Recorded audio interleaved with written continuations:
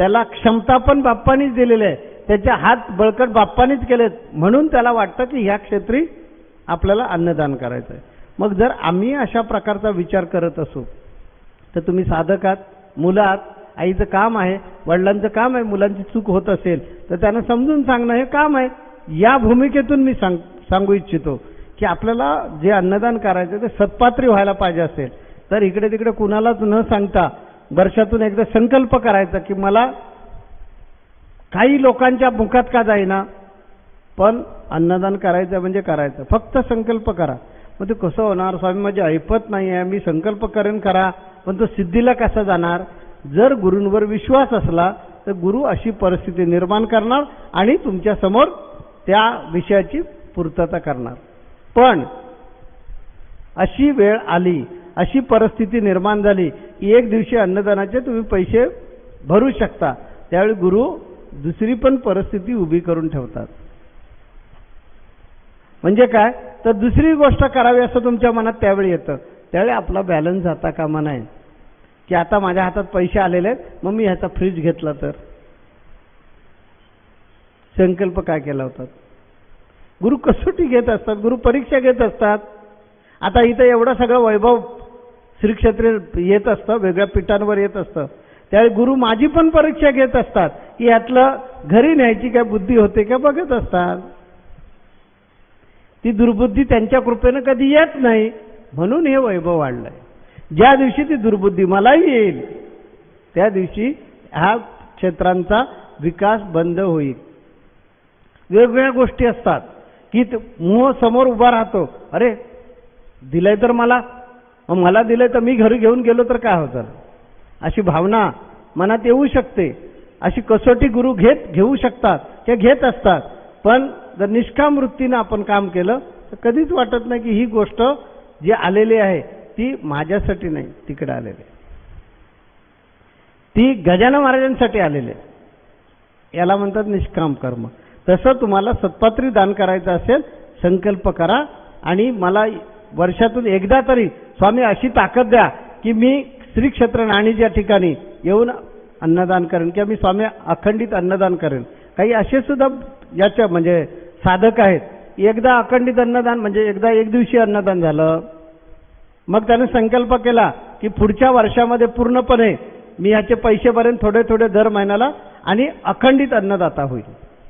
मग तो अखंडित अन्नदाता झाला, परत संकल्प करतो परत मला स्वामी अखंडित अन्नदाता व्हायचं आहे. वाईट गोष्ट नाही आहे. उलट तुम्ही काय करताय, तुमच्या बँकेमध्ये भक्तीच्या बँकेमध्ये पुण्य जमा करताय. काही तर अशा अन्नदाते इथे आहेत की 5-5, 6-6 अखंडित अन्नदाते आहेत. म्हणजे तोच माणूस 5 ते 6 वेळा अखंडित अन्नदाता झालेला आहे. म्हणजे त्याचे पहिले पैसे भरलेले आहेत, त्याचं अन्नदान चालू आहे, दुसऱ्या वेळी परत भरतो, परत चालू आहे, तिसऱ्या वेळी परत भरतो. एका माणसाला मी विचारलं की तू असं का करतो, 2-3 वेळा असं का भरलं. असू दे ना, डिपॉझिट जादा असलेलं वाईट काय, तेवढं तुमच्या कृपेचं व्याज जादा मिळतं म्हणाला. बरं मी भरणारा कोण, भरून तुम्हीच घेताय, भरून तुम्हीच घेताय, फक्त आपण प्रयत्न करायचा. हा मला गुरुमाऊली अनुभव आहे की माझ्याकडे अखंडित दानाचा मी ज्यावेळी दुसऱ्या वेळी संकल्प केला त्यावेळी अक्षरशः कर्जात होतो आणि संकल्प करून मोकळा झालो. अखंडित अन्नदाता गुरुजींनी विधी झाल्यानंतर गुरुजींनी सांगितलं की तुम्हाला अखंडित अन्नदान करायचं असेल तर तुम्ही संकल्प करा की मला परत अखंडित अन्नदान करायचं. संकल्प केला आणि डोळ्यासमोर काजवे चमकले.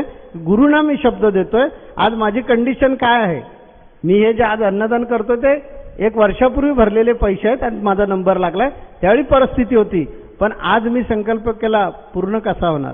आणि आश्चर्य असं की ती पूर्तता तुम्ही केलीत. हे सगळं तुम्हीच करून घेता आणि त्यामुळे माझा दृढ विश्वास असल्यामुळे मी परत करतो. मला अशीच ताकद द्या, अशीच ताकद द्या, मी परत करेन. कारण ज्या वेळेला तुम्ही माझ्याकडून करून घेता ते मला सशक्त ठेवता, मला निरोगी ठेवता, माझ्या खर्चांवर बंधनं येतात आणि बाकीच्या वायफळ गोष्टी करण्यापेक्षा अनेक किडा मुंगीपासून अनेकांच्या मुखामध्ये माझ्याकडचं हे अन्नदान होत असतं, त्यांच्या मुखात अन्न जातं. माझ्यासारखा किती भाग्यवान आहे. मग अशा वेळेला मला अनंत जन्म घ्यावे लागले आणि अनंत वेळा अखंडित अन्नदान करायची जर संधी दिली तर ती परत द्या. तेव्हा आपल्याला सुद्धा असाच संकल्प करायचा आहे. कारण यज्ञातून काय होत असते की आपली इन्व्हेस्टमेंटच आहे, आपलं पुण्य जे आहे ते साठवणूकच होत जाते. म्हणून अशा प्रकारचा जरूर संकल्प करा. कुठल्याही प्रकारची शंका मनामध्ये ठेवू नका की ती पूर्णत्वाला कशी जाईल. ती गुरु बरोबर पूर्ण करून घेणं. फक्त पुढची पथ्य पाळा.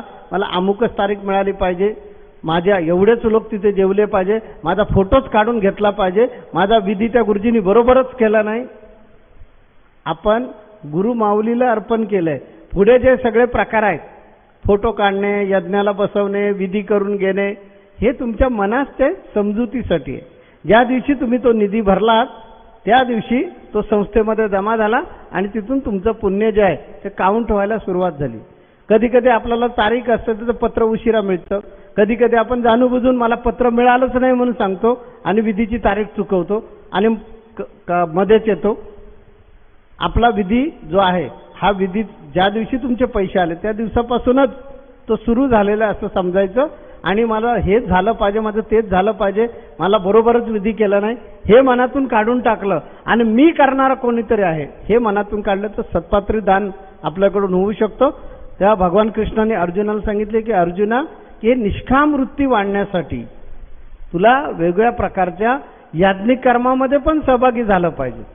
आपल्याला सुद्धा हा बोध करण्यापाठीचा उद्देश असा आहे की आपलं मन तसं तयार झालं पाहिजे ना. आपल्याला शेतामध्ये उत्पन्न भरपूर यायला पाहिजे. तसं शेत म्हणजे रान तसं तयार करून घेतलं पाहिजे. रान जोपर्यंत तसं तयार होत नाही तोपर्यंत त्या रानामध्ये म्हणजे शेतामध्ये पाहिजे तेवढं उत्पन्न येणार नाही आणि पाहिजे तसं येणार नाही. यासाठी भगवान कृष्णाने इथे अर्जुनाला उपदेश करताना सांगितलंय की तुझ्यामध्ये निष्काम वृत्ती, सात्विक आणि निष्काम वृत्ती तयार होण्यासाठी यज्ञ यागादी जी कर्म आहेत वेदांनी सांगितले ती त्याच्यासाठी सांगितलेले आहेत. आपण पुढे जाऊया. मंगलताईंना ऐकूया आपण.